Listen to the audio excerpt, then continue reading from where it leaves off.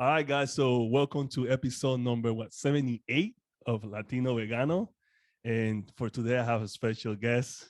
I got Gabriel and Zhanay.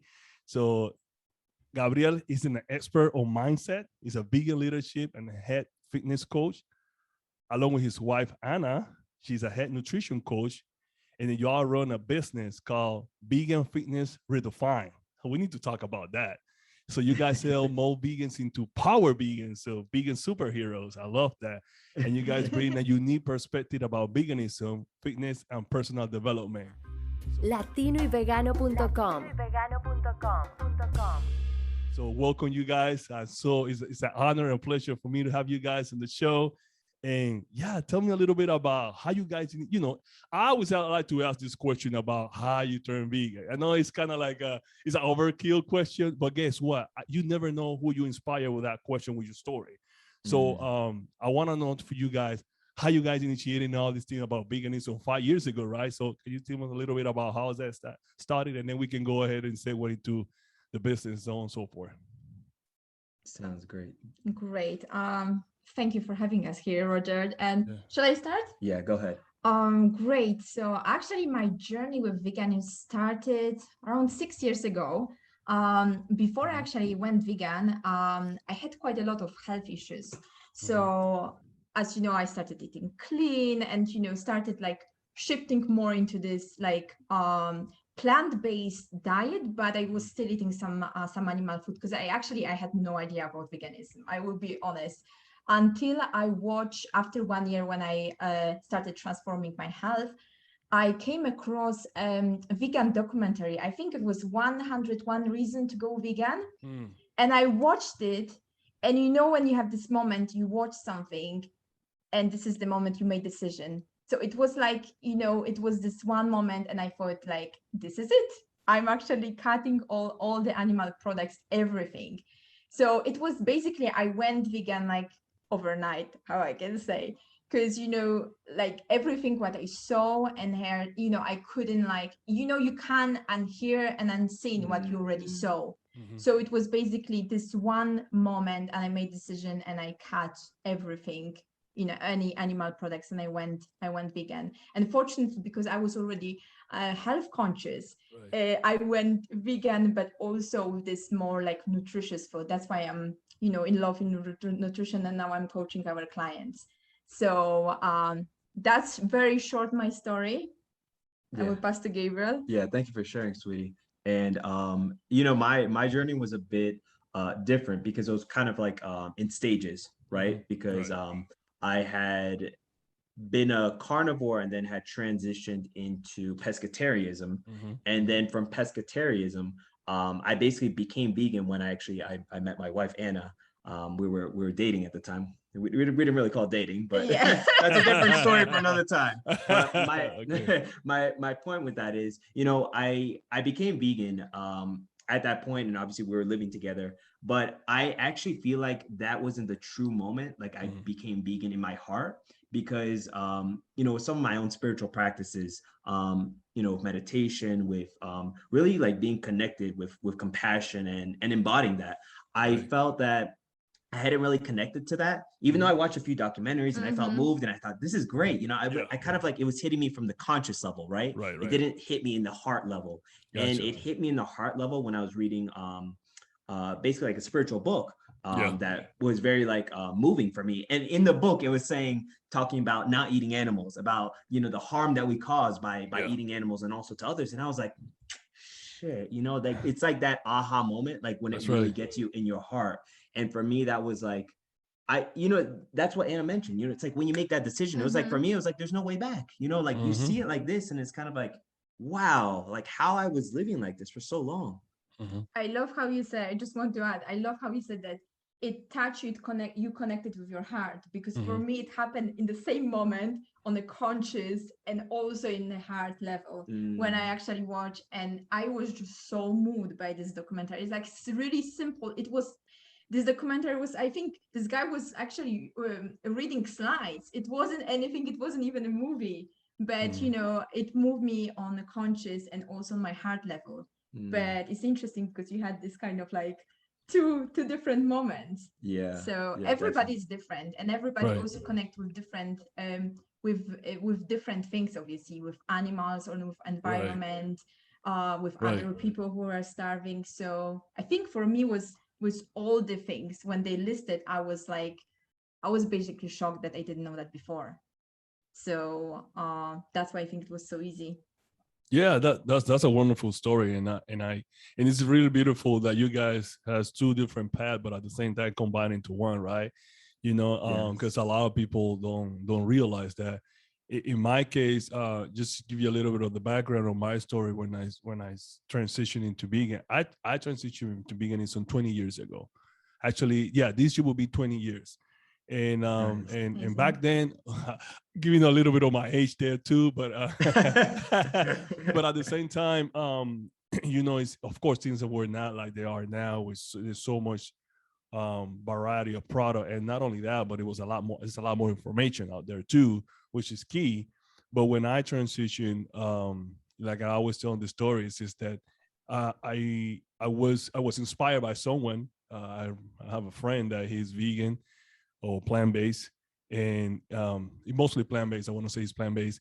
He so when I, you know, we used to hang around a lot of the time, and I never see him like eating the same thing we're eating. So that kind of sparked some curiosity on me, like why you not eating burger when we all, you know, we're 20 years old kid, whatever. I mean, you know, or 23, whatever the year was. Why you not eating? And then I realized that he just didn't really want to eat those things. He was like, I don't eat that food, or whatever the case was. So that kind of sparked some curiosity. So I kept digging more into the topic and realized that he told me later on that hey, I just don't eat, you know, I just don't eat animal. And I was like, what? Like, what is that? So at that point, vegan as a word was not even a real word. It's like vegetarian was the word that a lot of people used to say. And so he was like, yeah, like I just, you know, I just don't eat animal, whatever. And I was like, oh, okay. So what do you eat? This is the first question that you always ask, right? Like, so what do you eat? So I was kind of confused in that sense. But so he was like, listen, man, I'm not really gonna tell you much about it. You have to do your own research. So he gave me a book and he said, you read about this book. If you have any question, then ask me later.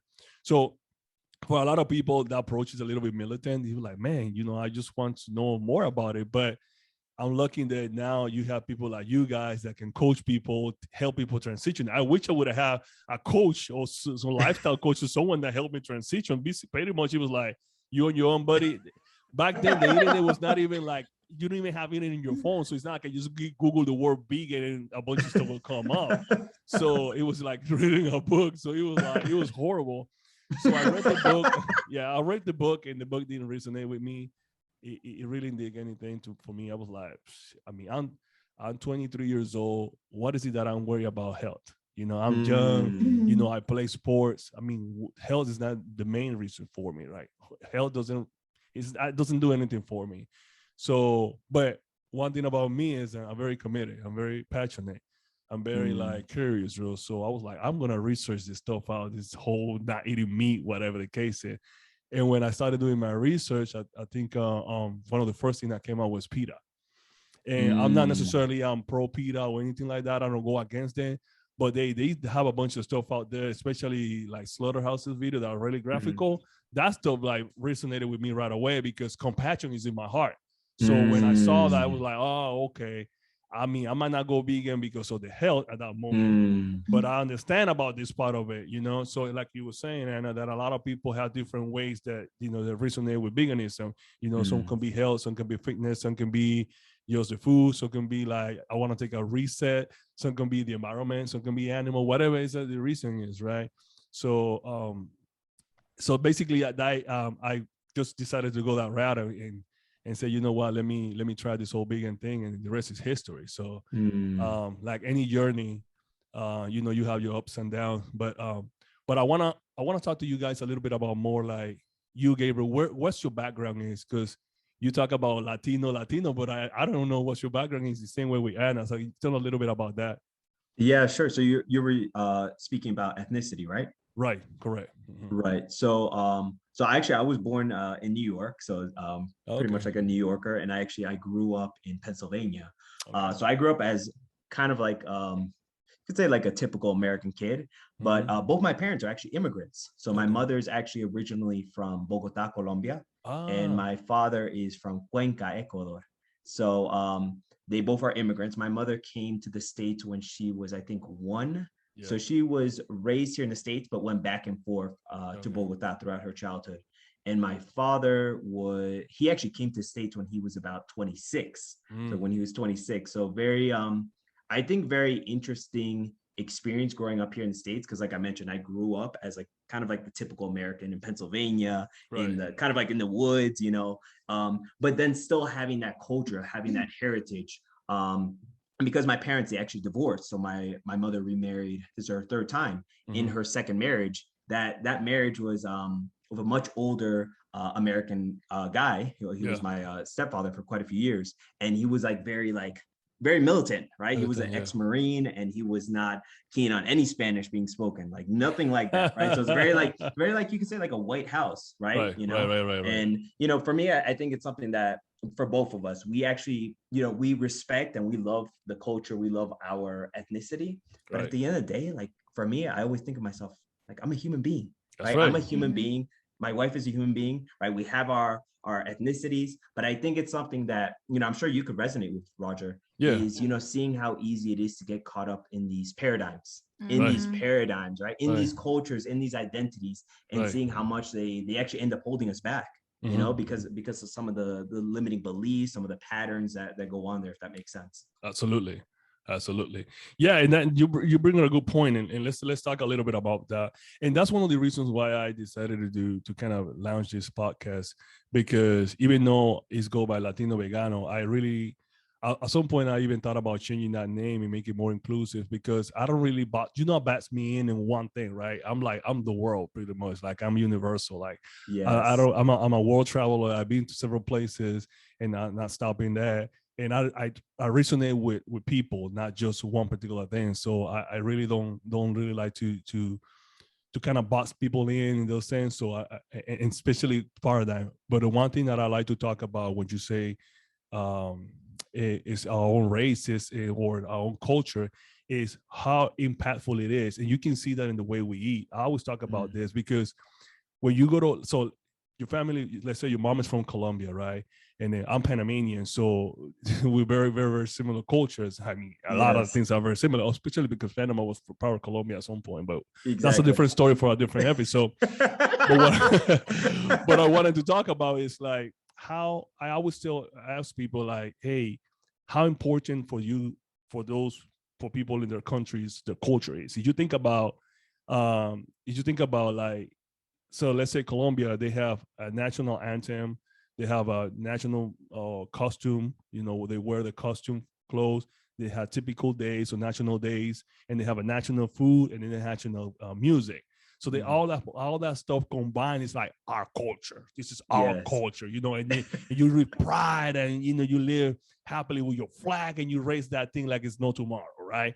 So that's Yes. part of your culture. So be so close with your culture, then when the situation like, okay, that the food that you eat and that is part of your culture is killing you, it's like a slap in the face. And I Mm-hmm. always ask this question. That's why you guys can tell me how you guys seeing that the culture in each individual country or face or people that you guys know have affected people's health, and then how being so difficult to shift those paradigms so they can adapt a more healthier diet. Mm. You want to start, or do you want to? Yeah, I just wanted it's great that you started talking about culture because I'm originally from Poland. Okay. And usually Gabriel knows because we don't identify ourselves like, oh, I'm Polish, I'm Latino. Like I will always say I'm from Poland because I'm from Poland. And I will be always from Poland, but I don't call myself Polish because I'm a human being. Mm-hmm. And I feel like sometimes when we start talking, oh, I'm Spanish, I'm French, I'm English, we kind of put the barrier that I am from here, you are from there. So I feel like sometimes actually when we are so like attached to our nationality, we actually create this distance between us and other people. And obviously it's not only about nationality, it can be religion, if we are too attached to that. Right. But when it comes to actually veganism and and Polish culture, I think this is quite interesting because anybody who listens and who is familiar with Polish culture, and because Polish people are around the world, I'm pretty sure that somebody knows somebody who is from Poland. And you know, one of our, like most of our dishes, they have actually a lot of animal products. And I think for me, going vegan, that was something, I think especially for my family, because like I said, when I made decision, I just knew that this is for life and I wouldn't go back. But for my family, this was very moving because Poland is very Catholic, and we have a lot of holidays, like you started mentioning about your holidays in South America. And a lot of these holidays, they are surrounded around obviously food, and food that is animal based. And like you said, it's killing us. It's killing us. So I think that was very moving for my family, and also for me, very moving seeing that, you know, like they are still eating that, and it's not me who actually should point fingers and keep telling them stop eating it, because you know, your story, and that was very moving when you share your story, how you went vegan. I thought it is really, really beautiful. And I just wanted to say something that you mentioned, that your friend actually just told you, like, read this book, I won't tell you anything. But you know what I think it's great about it? He didn't push you. He didn't say, like, stop eating meat, because what are you doing? He actually, like, spark your interest, but you could make the decision for yourself. And I think because I made the decision to go vegan by myself, I just watched it and I thought that nobody told me, like, just do it. I just knew, like inside in my heart, that this is the right decision to make. I feel like, you know, I feel like that's the best decision, because when you actually connect to that and nobody forces you, that's when you actually commit and you know that this is for life. And I think, like, especially with our culture, with our families, I think the difficulty is in, like, going back and accepting that they are still eating meat, they are still eating animal products, and be compassionate. Because, you know, veganism, it's not only about compassion to animals, it's about compassion to, like, every sentient being, to our planet, everybody around, and ourselves including. So, you know, I believe in that. And I think this is really difficult when we go. I know that I went a bit off topic, but I think this is important because we are from so many different countries. And we know that culture is connected so much with food. And in most of our countries, I know that in South America, you eat a lot of meat. We eat a lot of meat in Poland and a lot of other countries. So I think that this is something that is just coming up. And yeah, I think just, you know, being with that and accepting that, and obviously, you know, sharing the message too, but at the same time in a compassionate way, so everybody can have everybody can make their own decision without feeling that they are pushed to make it. Great. That's great. So Gabriel, I have a question for you, my brother. So I know you say you were mentioning that you are a mindset expert. So talk to us a little bit about it. Why is it important to be aware of your mindset and your personal growth, and how that goes along with fitness and veganism? So how can you combine all those into one, if you can even combine it, or did you have to segregate them? I think this is a great point that you just brought up, because I think it's something that isn't really discussed in terms of fitness, in terms of leadership, in terms of personal development. I think there's kind of like these, like when you have puzzle pieces, right? So you have a big puzzle, right? And you have a piece here, a piece here, a piece here, right? And I think there's a lot of different industries, right? For example, personal development, we have fitness, right? Now we have nutrition, right? Vegan nutrition, right? And it's great. They work great, but they actually work even better when they're working synergistically, right? When they're working in harmony, right? And I think it's something that you and I are both very familiar with in terms of the power of our mind. But for our audience, I'll actually share real quick right now. Yes. You know, the truth is, regardless of what you're trying to achieve in your fitness, in your health, in your vegan journey, it doesn't matter if we don't start with the area which affects everything, which is your mind. Right. And I think this word mindset gets tossed around so often, you know, like, oh, work on your mindset or think positively, all this stuff. I think this is great. It's good because it's very similar to like vegan outreach. It builds awareness. It brings up awareness. This is good, right? This is a good starting place.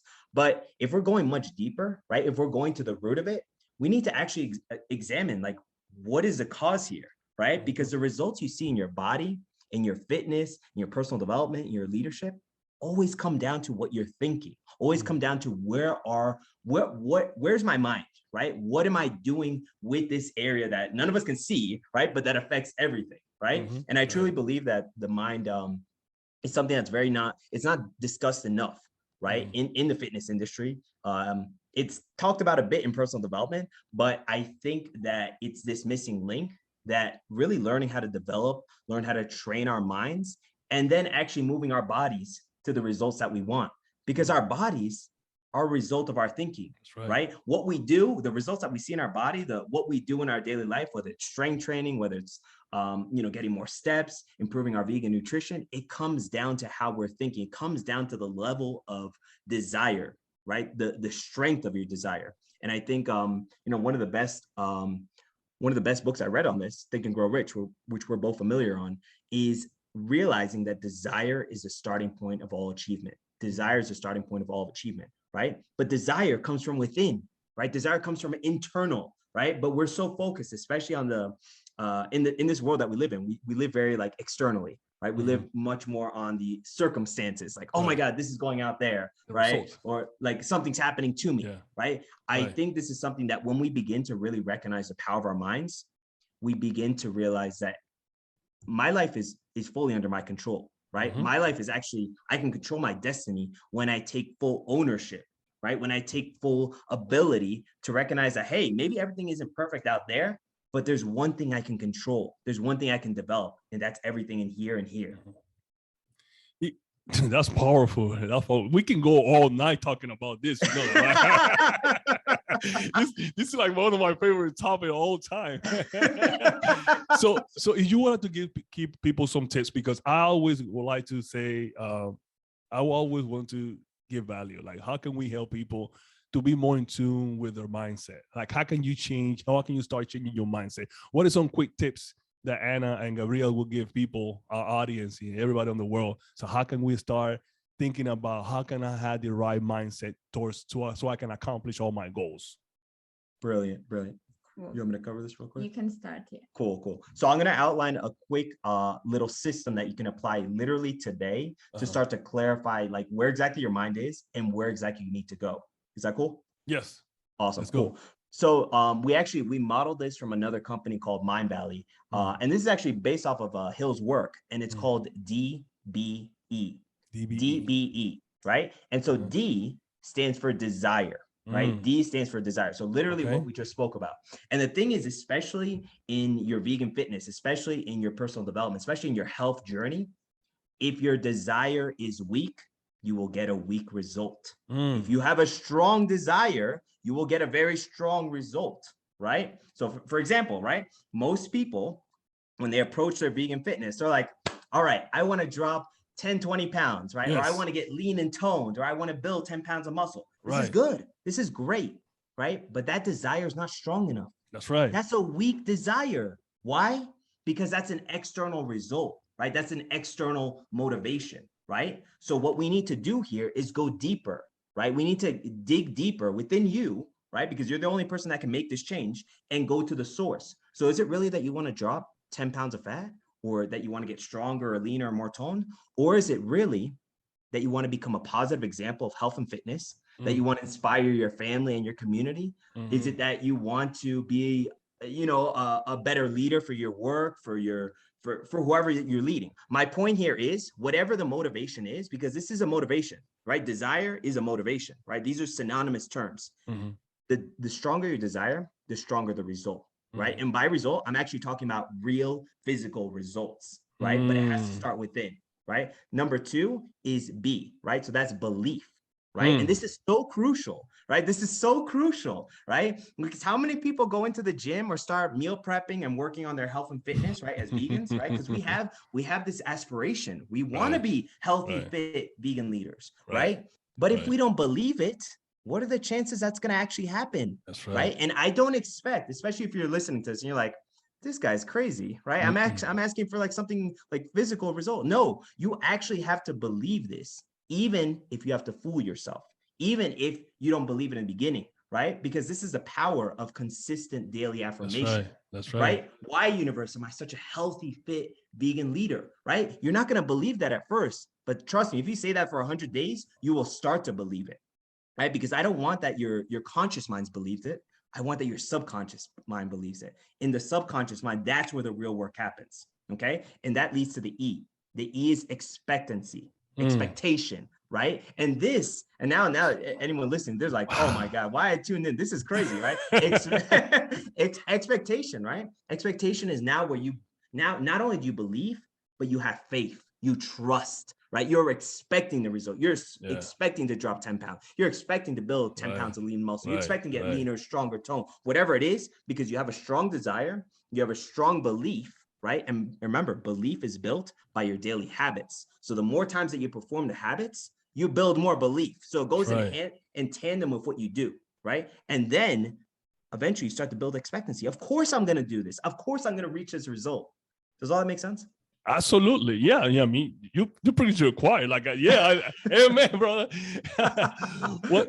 Man, you brought so many amazing points, but yes, I think that's a really good way to start. Actually, you don't really have to be an expert, having 20, 40 years studying personal development. If you just apply these 3 tips right there, you're halfway to say, if not, you're completely going to reach to your goal. You're going to get to your goal, because you mentioned so many things that are so crucial.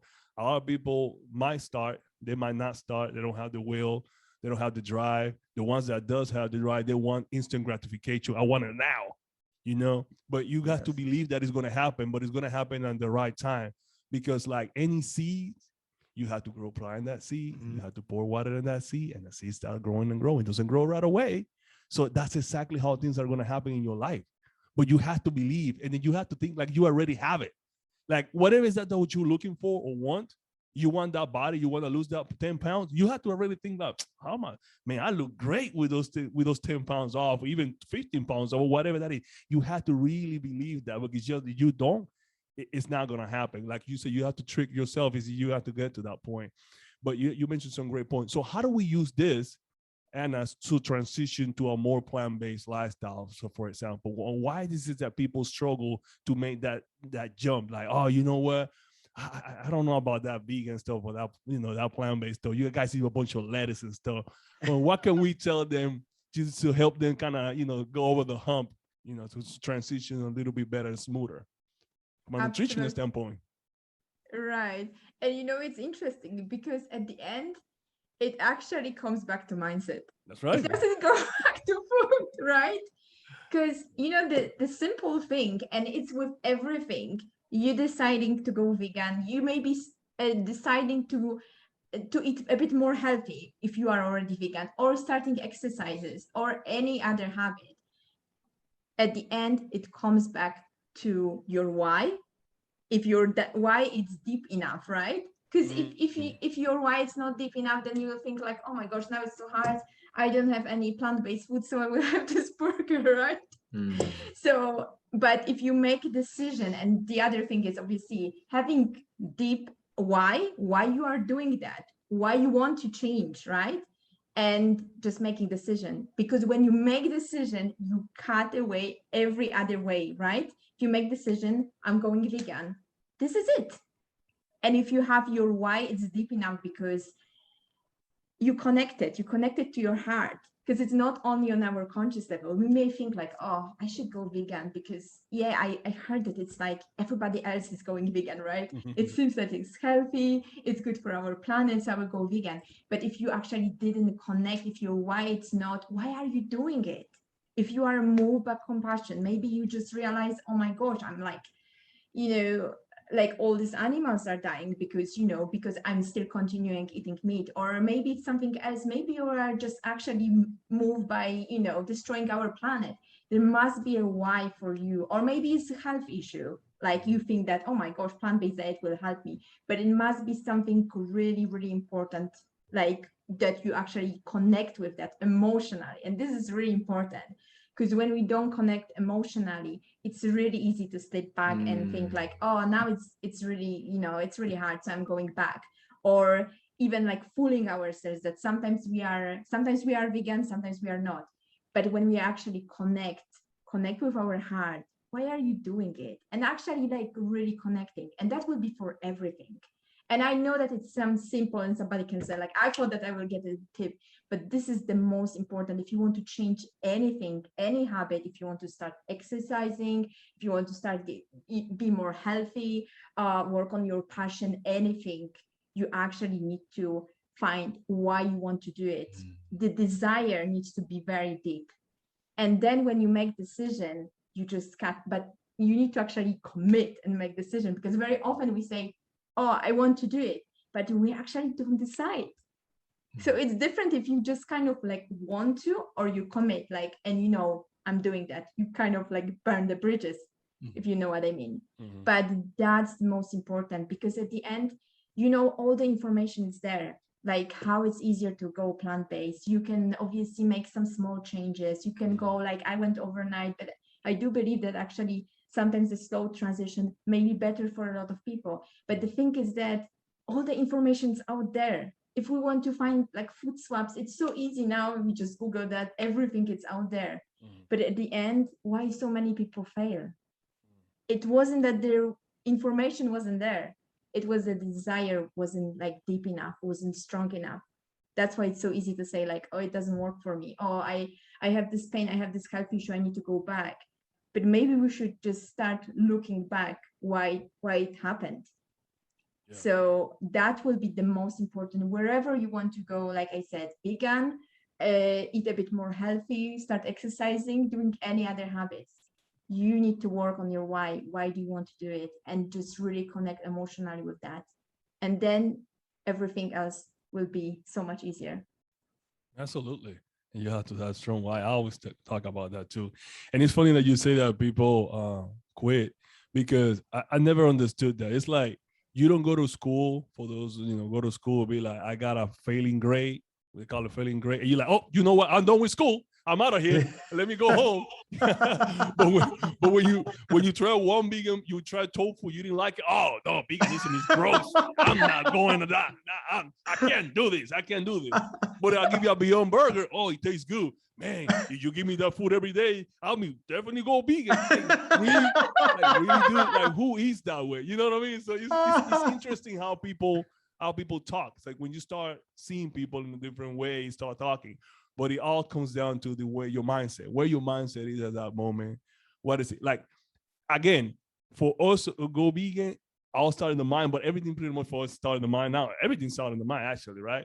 And I made the decision. You guys made the decision.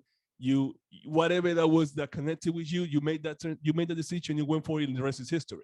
So you don't have to make it that difficult. Same way, like you decided to open a business, or you decided to be in a partnership, in a relationship, whatever that is, you have to make that decision, and there's something that connects you guys, whatever that is, and then you go from there. But it's interesting how people just, right away quit. What advice you give, Gabriel, for someone that will go and say, I want to work out with you. I'm already getting a nutrition plan from Anna, and then you help me with the fitness part. But when they look at your plan, oh, this is too difficult, I don't want to do that. What is it? How do you approach those people that they see things, they say they want to do it, but they really don't want to do it? Yeah, this is a good question. Yeah. The thing is, at this point in our evolution, we actually don't experience that so much, because the thing is, we have a very strict enrollment process. Because the thing is, it really starts at the beginning, right? It starts at the first conversation, where we get very clear, like, what are your goals and why is this important for you? Right? Not just to drop the 10 pounds, but really, like, why is this important for you? Like, we actually genuinely care, but we can only help you, right, if you go deep enough. And I think something that, I think it's one thing if, somebody is intimidated, right, but they're committed, right? So there's like, I'm intimidated, but I'm committed. Like, shit, oh my God, this is going to be hard. Yeah. I don't know how I'm going to do it, but I'm committed. And there's different if you're intimidated and you're like, yeah, I was never going to do that anyway, right? So this is like two different scenarios. So I'm going to approach the first one, right? So I'm going to assume that somebody is, let's say, I'm fully committed, but oh my God, this is crazy strength. You got me do 20 burpees? Man, come on, man. Right. So I'm going to approach it from that scenario, because it's at that point, it's actually good.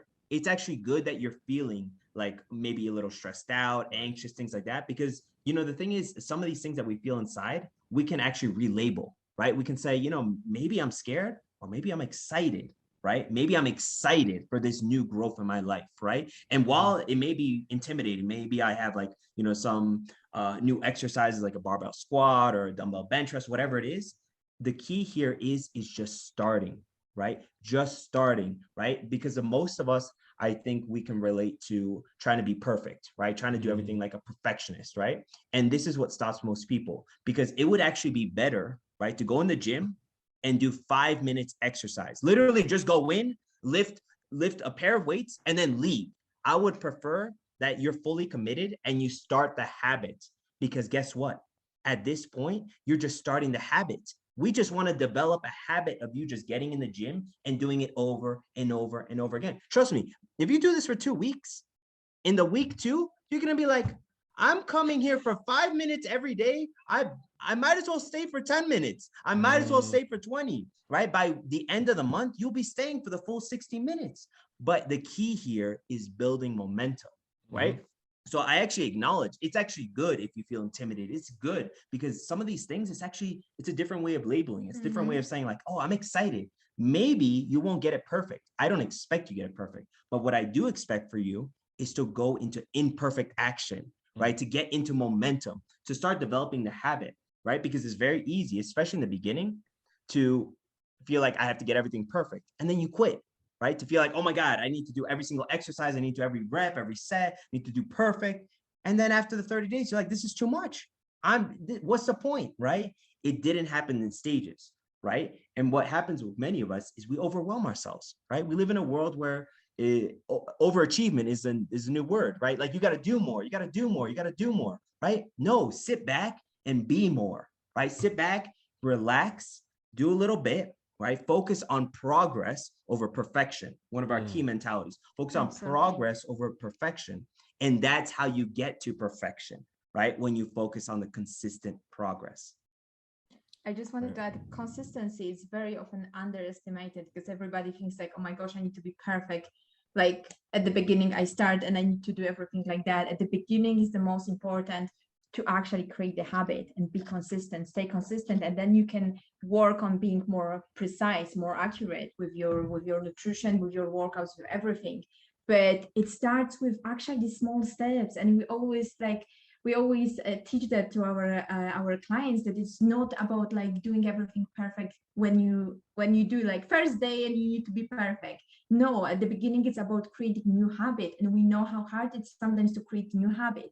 So it's actually about being consistent, and with small steps, then it's just getting easier. And one other thing before I forget, something very powerful for your audience, you know, if you're listening to this and if you're anything like us, no, they right, are listening. Yeah, if you're anything like us, right, and you feel like you have to be like this perfect person, like I got to do everything, workout perfect, every meal perfect, I got to go to bed perfect, like all this stuff perfect. If you don't have standards in your life and you're focused on optimization, then it doesn't matter, right? Because standards are what allow you to grow in your life, right? Because we don't actually rise to our goals, right? Most of us think like, when I got this goal, I'm going to rise, I'm going to do this, I'm going to reach this goal.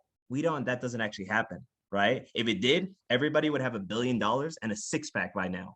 They don't, right? They don't, right? But what does happen? So if we don't rise to our goals, what happens? James Clear talks about this in his book, Atomic Habits. He says, we don't rise to our goals. We fall back to our habits. We fall back to our habits. Habits are just another word for standard, right? So what I'm talking about standard here. So when you have a standard of, let's say, 3 strength workouts every week, 5 precise nutrition tracking days every week, and then 1 accountability call with your coach.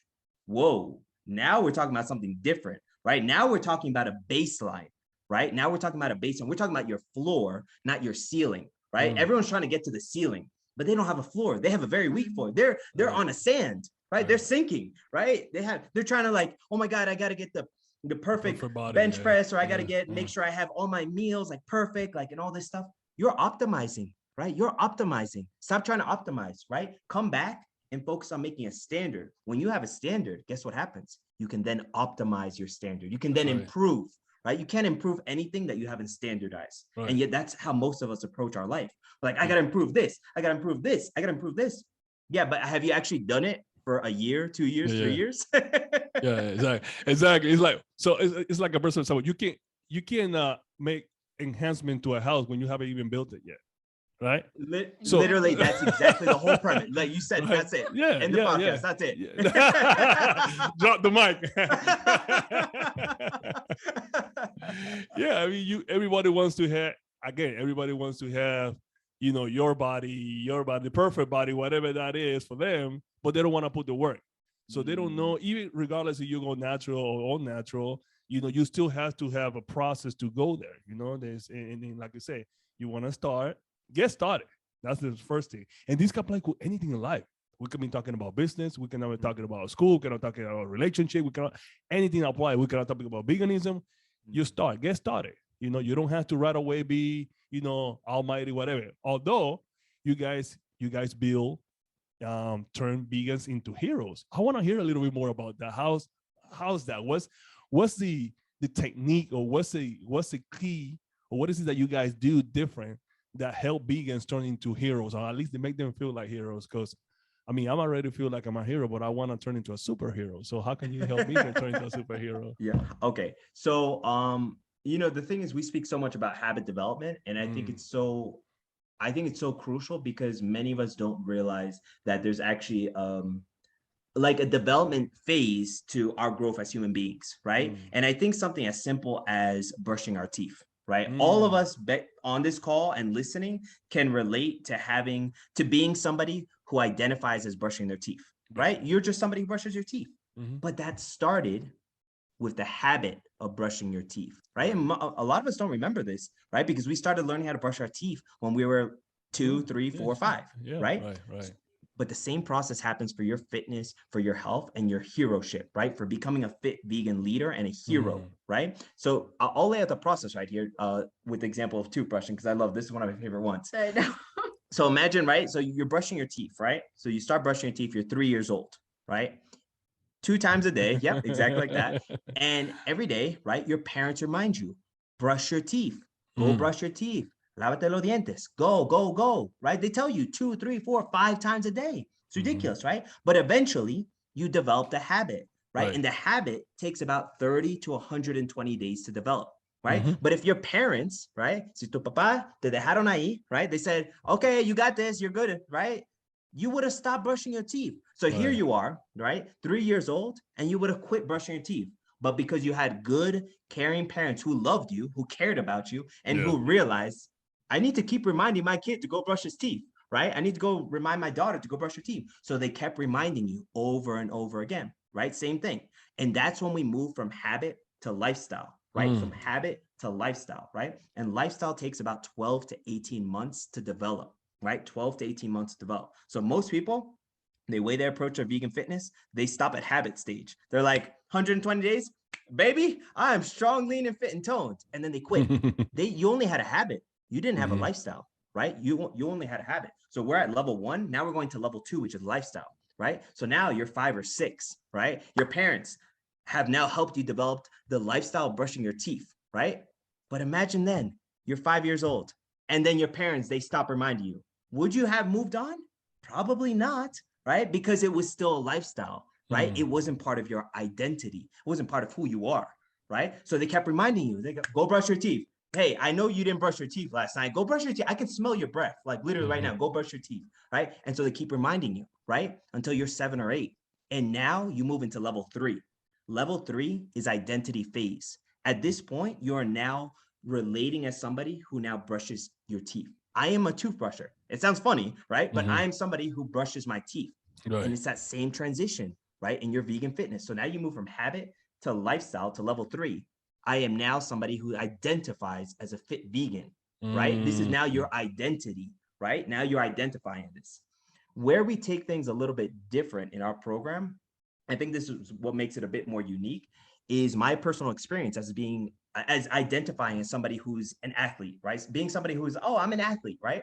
I identified like that for maybe like 20 years, right? But there's a difference between being somebody who identifies as maybe like a fit vegan or a fit athlete, right? And being an example right? Of being a fit vegan leader, right? Because when you have an identity, it's very easy to diminish yourself. It's very easy to hide, right? You say, oh, I'm just doing it for myself, right? It's just for me. This is my identity. Right. When you move into level 4, right, which is now exampleship or becoming a vegan fitness hero, when you move into level 4, now you're doing this because you know this will benefit others. You're no longer doing it for your life. You're doing this for every life that you will touch, right? And that's what's so unique about this, because that's really where we come in a big circle, right? You start with a habit, you move to a lifestyle, you move to identity, and then you end up at exampleship. You're still doing the same habits that you did all those years before, the same exact habits you're doing, but your purpose is different. It's no longer about your life. It's about every life that you will touch with your example, your heroship, and your leadership. That's beautiful. I can hear the passion in your voice and the way you express it. But this is amazing. So I have a few more questions for you guys before I let you guys go. So what is the biggest struggle, and let's talk also your biggest wins? Okay. I think struggle, the biggest one that I see, and it's not only even with our clients, I think with even people around that we are like meeting, and they want to start eating more healthy, they want to start going to the gym, and a lot of people keep telling us, oh, I want to do that, and they even paint this beautiful vision what they want, but at the end you see so many people, they told you, oh, I'm going to the gym, and even our family members, right, they start going and then they stop. And I think at the end it comes to what we were talking about, deep desire and strong why. And actually something important that we need to actually be aware that we go through like different phases. So you may have like strong why when you start like doing your workout, start eating healthy, and something may happen. Maybe you actually got to this point, or maybe actually this thing that you really wanted became like, it's not important anymore. And the important thing is to actually dig deep and see what's the other thing, because our goal, our deep why, sometimes it won't be the same for the whole journey. And it's okay. And it's kind of like accepting that, embracing, and actually always connecting what's important for me now. Because when we start our journey, very often we can't see that, oh my gosh, how can I be inspiration for others when I'm actually not even going to the gym, right? I didn't even build up this habit. Oh my gosh, I have flabby belly. Oh my gosh, how I look like. I'm 20 pounds overweight. So we didn't even think about it that we can inspire others. This will come later. But we need to be also aware that, this why it's important for the whole journey, because if we didn't go to the place when this is our identity, this is who we are, then it's so easy to basically go back. So this is a process, and maybe it's not as long as this brushing teeth when we were kids, but sometimes it takes a long time to actually get to this point that, you just do it because you have strong enough why, but you went through the stages. So I think coming back always to this strong why and connecting with that, because there will be moments that, you are doing really great, and then something happens. You go for holidays and you're like, I need to come back and start going for. So it's kind of the stopping and starting. I think for a lot of people, it's the biggest challenge. And in that moment, it's so important to connect with our deep why we are doing that. Just remind ourselves, or if this goal, the goal is not even important for us anymore, why I'm doing that, and finding something else. So I would say that this is, I think, the, connecting with our deep why, this is something that can help us. And I feel like this is the biggest challenge. If we don't connect, it's so easy to stop doing that, feel like, oh my gosh, it's overwhelming, it's too much, I don't have time. Everything excuses, right? You know that. Yeah. All the excuses. Yep. So I would say that that's the biggest struggle. And like I said, not only when it comes to our clients, obviously we work with them if they are in the stages, because at the beginning, everybody has why. Sometimes it changed. So we need to work and like dig deep. So what else? But like I said, from experience, from our environment, I feel like this is one of the biggest issues. Would you like to add something to that? Yeah, I think the only other thing I would add to that is, it's so important, having a strong why, But I think there's something that isn't discussed so often. And I think it's something that, because I experience this in my own life, so I actually have personal experience with this, is, just really struggling with self-esteem, struggling with confidence, right, in myself, right? And I think this is something that actually leads to the problem of not having a strong enough why, right? Or to your why not being able to sustain you for months or years or even decades, right? Because actually, if you have a low level self-esteem, right, if you have a low level self-belief, right, if you don't even have confidence in yourself, then how can we develop something that's supposed to sustain you for your life, right? We're looking at something that builds longevity, right? We're not looking for some like short-term fix, right? But, and I think this is something that, because I actually can relate to this, right? And this is why it's so powerful, because even though I identified as an athlete, right, for 20 plus years, I still secretly struggled with my self-esteem, right? Notice the dissonance there, right? There's a dissonance, right? And so that didn't allow me to move into exampleship, right? Into positive exampleship, where now I could be an embodiment. Now I could just, this is who I am, and this is now what I do, right? This is what I'm being every day. The reason why, the struggle, right? The secret struggle was the self-esteem. And it's something that I've heard countless times already at this point, that I've realized at this point that these systems that we set up with your mind, they may seem like a little bit like, it's not so tangible, right? It's not something physical you can hold, but the results you get from it are so profound. They are very tangible, right? Because when you start to build up your belief, right? When you start developing that inner faith in yourself, right? Your body has no choice to change. Your body is your vehicle, right? It will respond to your beliefs, right? But it requires you to actually start to take that first step, even if it's mentally, right? Even if it's like, I can do this. There is no way I cannot do this, right? This is my destiny. I am meant to do this, right? I'm meant for greatness, right? And it's that constant repetition, right? It's that consistency. It's that consistency over and over and over again until that point where it finally sinks in. Yes, it is possible. Maybe, it wasn't possible all those years, but maybe it was because I was limiting myself. Right. Maybe it was because, there was that challenge, right? And it's that evolution, right? As we move from, somebody who maybe can't even look at themselves in the mirror and then doesn't believe in themselves, to moving somebody, I am proud of who I am. I'm proud of my body and my mind. This is me. And yeah, I think I'll leave it at that, because I can get very deep on that. That's very good. That's awesome.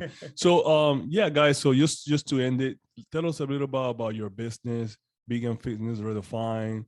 Where can we find you guys? Just plug the whole business and sell. What is I'm sure you guys already kind of express your vision and how you guys see the business, what kind of clientele or clients or people you guys want to bring in and help. But at the same time, just give us a little bit of a quick elevator pitch of, what's Vegan Fitness Redefined. The premise, the vision behind what we're doing is really to create positive examples of vegan fitness and leadership. Right? Really combining these two areas, which I feel like, it's great to be a fit vegan, but if you can't lead yourself or others, then what's the point?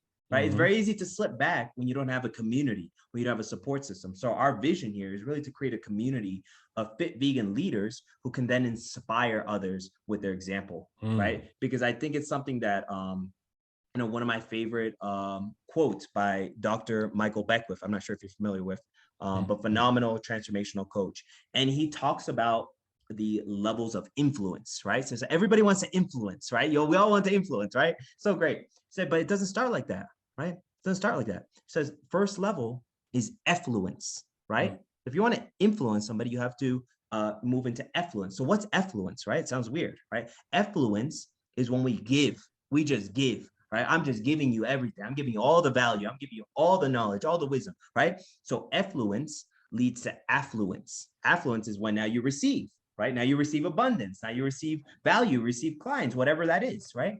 Affluence leads to influence, right? So it comes in a circle right here. It really starts with, what are we giving, right? How are we helping the vegan community? How are we helping each other grow? Because giving, effluence, is what leads to eventually influence. So if we want to influence, right, we need to create the most positive examples who can then give more and then influence later on. So I just wanted to add that, at the end, we actually love working with people who not only want to do it for themselves, but actually for others. Because for all of us, like, veganism is actually really important, because we know how it can change it can change not only our health, but also the whole planet, basically, right? So it's so important to actually think, I'm not doing that only for myself. And maybe when you start, you think like, oh my gosh, yeah, I just want to do it for my health. But like I said, as you progress, that's about, becoming the positive example. And, and actually, because of that, we also attract other people, right? We actually show vegans can be strong.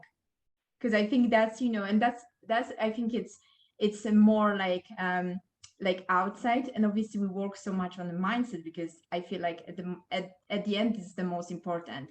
But sometimes to actually show and attract other people, like, we are visual creatures, right? We actually, when we see that, oh my gosh, this person looks healthy, yeah, we want to ask this person about, like, what are you doing, right? What are you eating? Do you do any workouts? And and sometimes if you want to influence others, but we actually don't look like somebody who can influence, nobody will come and ask you about that. So I think this is important. Actually, if we want to like help others, influence others, we need to start with ourselves. Because what people see, then obviously then they will act. This is great. And just last thing before I forget, so many of us, we talk the talk, but at the end of the day, you got to walk the walk, right? As vegans or non-vegans alike, right? Whatever you're representing in your body and your mind, like, someone's going to see that. Somebody, it could be a kid, could be a nephew, could be a family member, could be a colleague. Somebody will see you. Somebody is secretly looking up to you. Somebody secretly, you don't even know, right? You don't even know who's looking. Somebody's looking up to you, right? And you're already inspiring, right? So what you do for your life will already impact, right? And that's the key, right? Because when we walk the walk, not just talk the talk, when you walk the walk, people will know. People will know because they feel it. We feel when somebody lives in alignment. We feel when somebody's in integrity, right? Yes, that's great. And what's your social media? So did you guys want to someone wants to get a hold of you guys and work with you guys and get coached and trained by y'all? So how do you get the hold of y'all? Sure. So my personal Facebook, you can add me. There's Gabriel Zhanay, and you can also Anna Zhanay. And Anna's is pretty easy, Anna Zhanay. And then you can also reach us at our website at veganfitnessredefined.com. Perfect. I'll share all the links in the description of the videos and the podcast and all that good stuff, so people can just click and work with you guys directly. But guys, man, we can talk about all this all day long. For me, it's been a pleasure to have you guys in the show. It was a long time coming, Gabriel, but we made it happen. I appreciate for you guys taking the time, and it's nice meeting you. You guys are a beautiful couple. You're doing an amazing thing. I love what you guys are doing, and you guys are always going to have my support regardless of what it is. I want to give you guys whatever you guys need for our support. So this has been great. Thank you. It's going to be a lot of good information. I'm not even going to edit a lot of the stuff. I'm just going to let it fly because we talk a lot of good stuff out here. And I think all this message has to go. When you guys talk about the why, and I always preach about the why, we talk about the mindset, and I always preach about the mindset. So it's like the messages is getting in so many ways. So I'm sure a lot of people are going to start thinking like, well, yeah, definitely going to resonate with a lot of people, which is great. We want to always get that positive message out there in different angles. But anyway, I don't want to prolong it. I just want to say to you guys, I appreciate you. Thank you so much, guys. I admire you guys for what you guys are doing. I think you guys are doing wonderful. What you guys got going on is beautiful. I've seen the website, I've seen everything you guys do, and I see a lot of your posts, Gabriel, and you post a lot of positive things and talk a lot of good, cool stuff. So which definitely you guys need to definitely follow both of you guys if they have not done it yet. So yeah, that was my ending. Thank you, Roger. Yeah, thank you for having us on. This is definitely a long time coming, but really resonate with what you're doing, and definitely, let's keep growing the community.